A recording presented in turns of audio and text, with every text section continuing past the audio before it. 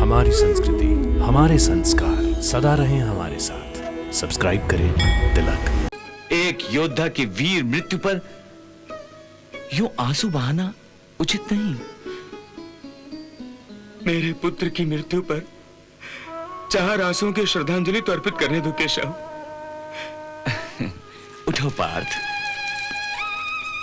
चक्रव्यूह को तोड़ना मेरा उत्तरदायित्व था, परंतु मेरी अनुपस्थिति में मेरे पुत्र ने स्वयं मेरा उत्तरदायित्व निभाने का प्रयास किया था।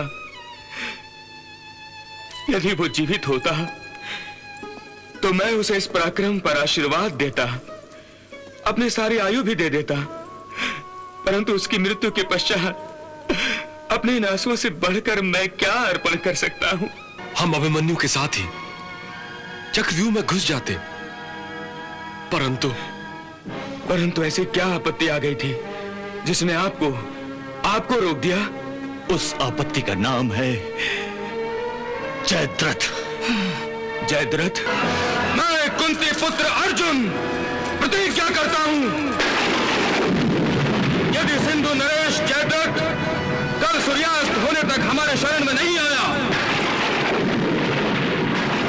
यदि वो रण छोड़कर भाग नहीं गया, तो मैं वासुदेव श्री कृष्ण का सखा द्रोण शिष्य कुंती पुत्र अर्जुन कल सूर्यास्त होने से पहले जयद्रथ का वध करूंगा, अन्यथा अग्नि में प्रवेश करके स्वयं को भस्म कर दूंगा। मेरे सुशर्मा के साथ युद्ध करने के लिए निकल जाने के बाद चक्रव्यूह की रचना की गई थी। हमारे बहुत से योद्धा मारे गए होंगे, क्योंकि मेरे और श्री कृष्ण के अतिरिक्त पांडवों में कोई भी चक्रव्यूह को तोड़ना नहीं जानता। आप दोनों के अतिरिक्त अभिमन्यु चक्रव्यूह को तोड़ना जानता था। अभिमन्यु? हाँ भ्राता अर्जुन, तुम्हारी अनुपस्थिति में मैंने विवश होकर अभिमन्यु को चक्रव्यूह का भेदन करने की आज्ञा दी थी। अर्थात यह जानते हुए कि अभिमन्यु चक्रव्यूह में केवल प्रवेश करना जानता है। यही तो मुझसे भूल हुई। मैंने उसकी हट क्यों सुनी? मेरे ही कारण हम अभिमन्यु को सदा सदा के लिए खो चुके हैं अर्जुन। अभिमन्यु?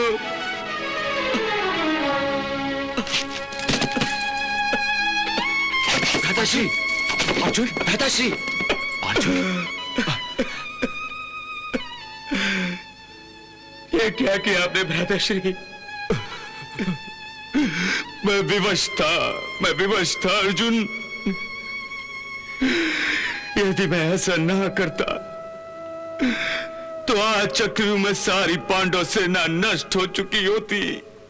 परंतु अब मैं अभिमन्यु की माता सुभद्रा से क्या कहूं? द्रौपदी को क्या उत्तर दूं? अभिमन्यु की पत्नी उत्तरा के सामने कैसे जाऊं? वो तो गर्भवती भी है। उसकी गोद भरने से पहले उसकी मांग कैसे पूछ दूं? शांत हो जाओ पार्थ, शांत हो जाओ।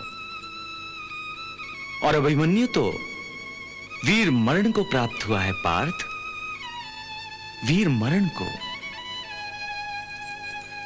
एक योद्धा की वीर मृत्यु पर यूं आंसू बहाना उचित नहीं।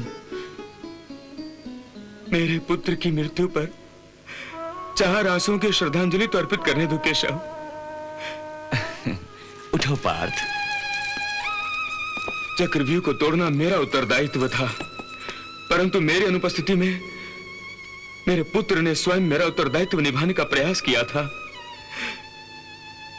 यदि वो जीवित होता तो मैं उसे इस पराक्रम पर आशीर्वाद देता, अपनी सारी आयु भी दे देता, परंतु उसकी मृत्यु के पश्चात अपने इन आंसुओं से बढ़कर मैं क्या अर्पण कर सकता हूं? हाँ अर्जुन, अभिमन्यु तुम्हारी तरह महावीर और महापराक्रमी था। उसने अकेले ही कौरव सेना में प्रलय मचा रखा था। द्रोणाचार्य का चक्रव्यूह उसने अकेले ही तोड़ दिया था। अकेले ही चक्रव्यूह तोड़ दिया? हाँ बड़े भैया, मैं जानना चाहूंगा कि अभिमन्यु का वध कैसे हुआ? यदि हम अभिमन्यु के साथ होते तो अपनी जान पर खेल जाते, परंतु अभिमन्यु का वध कभी न होने देते। पार्थ, 6 महारथियों ने अभिमन्यु से एक साथ युद्ध किया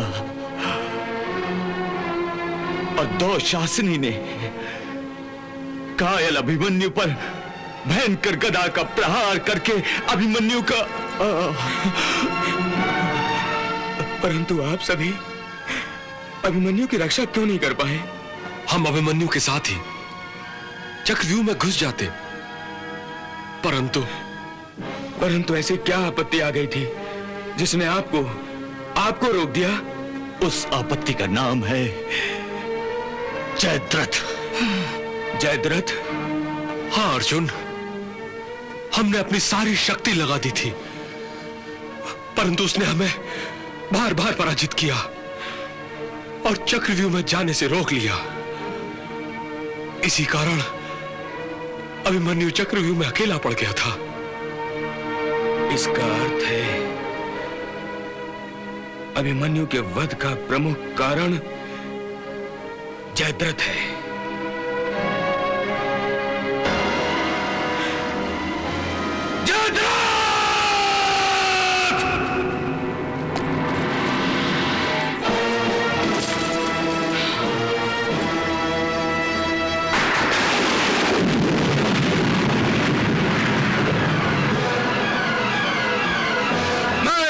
पुत्र अर्जुन प्रतिज्ञा करता हूं, यदि सिंधु नरेश जयद्रथ कल सूर्यास्त होने तक हमारे शरण में नहीं आया,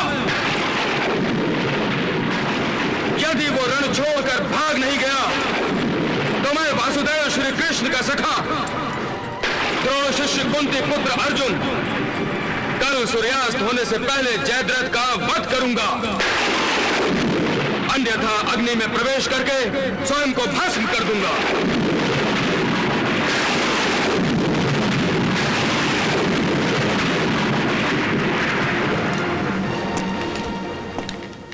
पार्थ, तुमने बिना सोचे समझे भावनाओं के आवेश में आकर प्रतिज्ञा की है, परंतु इस प्रतिज्ञा के क्या परिणाम होंगे यह सोचा है तुमने? हे केशव, आप ऐसा मत समझिए कि अभिमन्यु के हत्यारे को मारने की प्रतिज्ञा केवल अर्जुन ने की है। यह प्रतिज्ञा हम सब पांडवों की है। हम जयद्रथ को कल ही परलोक भेज देंगे। और यदि अर्जुन ने प्रतिज्ञा ना भी की होती तो भी हम जयद्रथ को और जीने की आज्ञा नहीं देते। और अब जब अर्जुन ने प्रतिज्ञा की है तो पूरी भी अवश्य होगी। अर्जुन की प्रतिज्ञा पूरी हो या भंग हो, दोनों अवस्थाओं में परिणाम एक ही है, और वो है अर्जुन की मृत्यु। ये आप क्या कह रहे बड़े भैया? मैं सत्य कथन कह रहा हूं नकुल। जयद्रथ के पिता ने वरदान प्राप्त किया है कि जो भी जयद्रथ का सर युद्ध भूमि पर गिराएगा उसके सर के 100 टुकड़े हो जाएंगे। इसका अर्थ है कि जो भी योद्धा जयद्रथ का वध करेगा अपने आप उसका वध भी हो जाएगा। हां बड़े भैया, इसलिए प्रतिज्ञा की पूर्ति पर भी अर्जुन के प्राण संकट में आ जाएंगे। और यदि इसने प्रतिज्ञा की पूर्ति ना की तब भी इसे अग्निकाष्ठ भक्षण करके स्वयं मृत्यु को स्वीकार करना होगा। नहीं, बहुत दुष्कर काम है यह अर्जुन, बहुत दुष्कर काम है। केशव, तुम्हारे लिए कोई भी काम दुष्कर नहीं है, और जो काम हमारे लिए दुष्कर होगा तो हम तुम्हारी सहायता से उसी दुष्कर काम को सहज बना लेंगे। यह मेरा विश्वास है। अब तुम ही हमारा मार्गदर्शन करो केशव। हाँ मधुसूदन।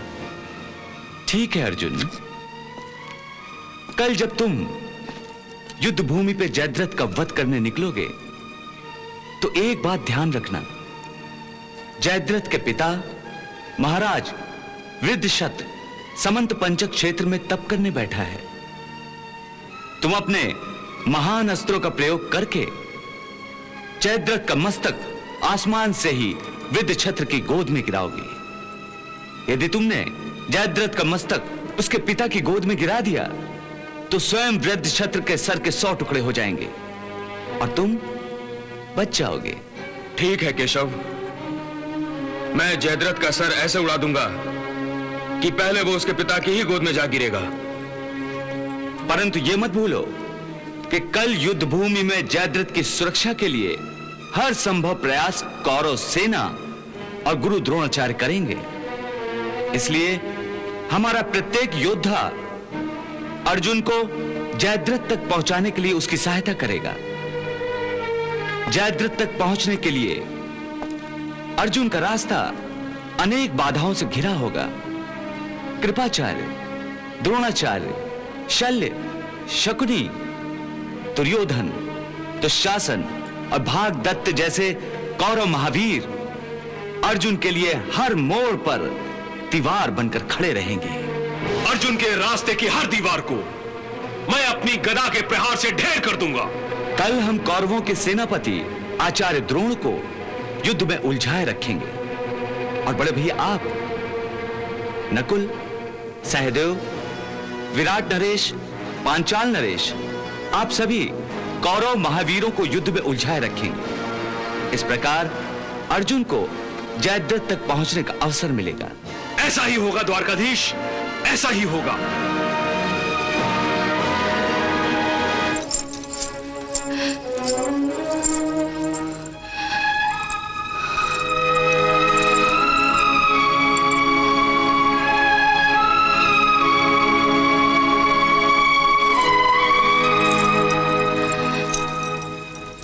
प्रणाम दीदी। आप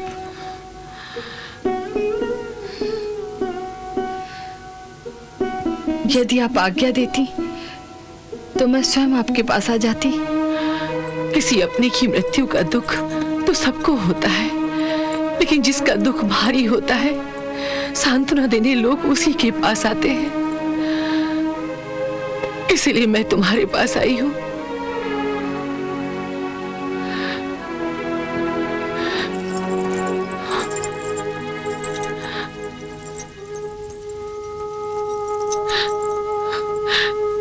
मेरे लक्ष्मण की मृत्यु से अधिक गहरा दुख मुझे अभिमन्यु का हुआ है, जिसको ऐसे अधर्म और अमानवीय यातना देके मारा गया है कि सुन के मेरा दिल दहल गया है। मैंने सपने में भी नहीं सोचा था कि मेरे पुत्रों के हाथों ऐसा भीषण पाप गढ़ेगा। दीदी, जिन्होंने पाप किया है वही इसका दंड भी भोगेंगे। दूसरों के पापों के लिए आप स्वयं को दोषी क्यों समझती हैं? क्योंकि इस भीषण पाप करने वालों को मैंने ही जन्म दिया है। अकेले में जब मेरा विवेक मेरे सामने न्याय का तराजू लेके खड़ा हो जाता है, तो जिस पलड़े में मेरे पुत्र होते हैं वो पलड़ा उनके पापों के बोझ से भारी होकर जब धरती को छूने लगता है तो मैं अनायासी अपनी कोख को कोसने लगती हूँ। दीदी, अपने आप को कोसकर अपनी आत्मा को इतनी यातना मत दीजिए। स्वयं पर इतना अत्याचार उचित नहीं है। यही उचित है कुंती, यही उचित है, क्योंकि जो अत्याचार तुम पर हुए हैं, जो अत्याचार पांडवों पर हुए हैं, उन अत्याचारों के लिए मैं आपसे क्षमा भी तो नहीं मांग सकती।